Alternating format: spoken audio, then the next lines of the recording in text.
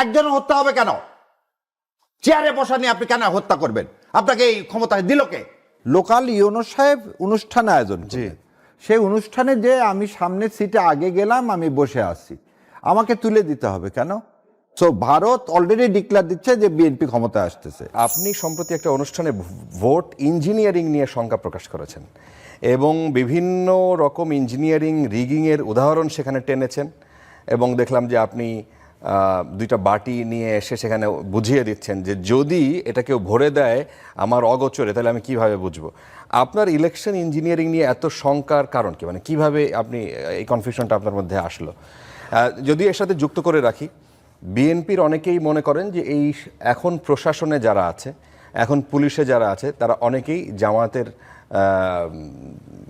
মনোভাবাপন্ন। শুনেন, ঠাকুর ঘরে কেড়ে আমি কলা খাইনি, ওই দিকে আর যাবো না। আপনাকে একটা গ্রাফ দেখাই, যদি পারেন জুম করে দেখান। 181 জন গত 16 মাসে বিএনপি ইন্টারনাল কনফ্লিক্ট, এবং তাতে হত্যা হয়েছে। এবং এই হত্যার মধ্যে কে কে আছে সেটাও বলে দিই। বিএনপি আছে, যুবলীগের আছে, যুব দলের আছে, ছাত্রলীগের আছে, কৃষক দলের আছে, সাধারণ ছাত্র আছে, ব্যবসায়িক আছে, নাইট গার্ড আছে, সাধারণ মানুষ আছে, এই যে পুরা, এবং সবজি বিক্রেতা পর্যন্ত আছে। এই 1.5 বছরে আজকে আপনি যে কথাটা আমার সম্মানিত ভাই বললেন, উনি তো বললেন যে হ্যাঁ ম্যানিফেস্টো প্রোগ্রাম অ্যারেঞ্জ করলে ইউনো সাহেব, এটা কিন্তু কোনো দলের অনুষ্ঠান না, লোকাল ইউনো সাহেব অনুষ্ঠান আয়োজন করলেন। সেই অনুষ্ঠানে যে আমি সামনের সিটে আগে গেলাম, আমি বসে আছি, আমাকে তুলে দিতে হবে কেন? তাহলে আপনি ওই যে এই কথাটা কেন বললাম, why this is a part of election engineering, আমি আপনাকে একটা জিনিস শোনাই কেন আমি ইলেকশন ইঞ্জিনিয়ারিংয়ের আশঙ্কা করতেছি। আমি 3টা কোশ্চেনের এখন উত্তর পাইনি, সেজন্য আমি ইলেকশন ইঞ্জিনিয়ারের আশঙ্কা করতেছি।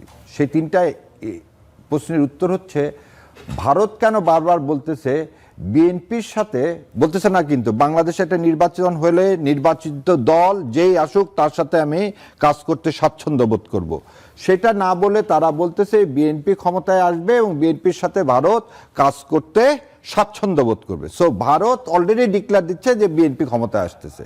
দ্বিতীয় আর একটা কথা কি বলছেন, যে যদি কারচুপি ইলেকশন না হয় তাহলে জামাত ক্ষমতায় আসবে না। সো ভারতে যে প্রিডিকশন করতেছে, ভারত জ্যোতিষীর যে ভূমিকায় আছে, এই ভূমিকাটার কারণে আমি বলতেছি। এবং আরো একটা জিনিস যেটা আজ পর্যন্ত মানে আমাদের কারো কাছে, জাতির কাছে ক্লিয়ার না, কি সেই অশনি সংকেত ছিল যার কারণে একটা দলের প্রধান এদেশে ফিরে আসতে পারেনি, কে কোন সিগন্যাল দিল। এবার আমি আপনাকে এই ভারতের এই কথাটার জন্য আমি এই বইটা দ্য কলিশন ইয়ার্স, এই কলিশন ইয়ার্সটা প্রণব মুখার্জির, প্রণব মুখার্জির পেজ নম্বর 114 থেকে আপনাকে একটু পড়ে শোনাই। ইন ফেব্রুয়ারি 2008, তার আগে দেশবাসীকে বলি, 2008-এর ডিসেম্বর মাসে হয়েছিল আমাদের ইলেকশন বাংলাদেশে, আর 2008 সালে হয়েছিল ইলেকশন। আর ফেব্রুয়ারি মাসে প্রণব মুখার্জি কি বলতেছে শোনেন। In February 2008, Bangladesh army chief Moeen Ahmed came to India on a 6-day visit. He called on me too. During the informal interaction, I impressed upon him the importance of releasing political prisoners. He was apprehensive about his dismissal by Sheikh Hasina after her release.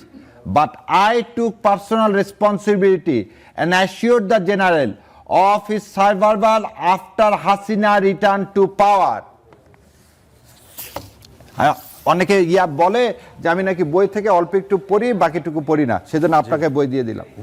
2008 সালের ফেব্রুয়ারি মাসে প্রণব মুখার্জি বলতেছে ময়ূর আহমেদকে যে আপনার চাকরি যাবে না, চিন্তার কোনো কারণ নাই, শেখ হাসিনা ক্ষমতায় আসবে এবং আপনার চাকরিটা থেকে যাবে। 2008 সালের ফেব্রুয়ারিতে, 2008 সালের ডিসেম্বরে আমরা ইলেকশন করতে যাচ্ছি, ইলেকশন করব, উনি ফেব্রুয়ারি মাসে বলে দিল কিভাবে? আজকে সেই জিনিসগুলো এখানে কি উদীয়মান, এই যে হত্যাযজ্ঞ, এগুলো সব হচ্ছে ইলেকশন ইঞ্জিনিয়ারিং এর পার্ট। অল আর ইলেকশন ইঞ্জিনিয়ারিং পার্ট। কেন এই পার্ট? যে বিএনপির সাথে তুমি যদি বিএনপির কথা না শোনো, বিএনপিকে ভোট না দাও, তাহলে তোমার করুণ পরিণতি ওয়েট করতেছে। এটাই 2008 সালে করে আসছে আওয়ামী লীগ। 2008 সালে কি করছে?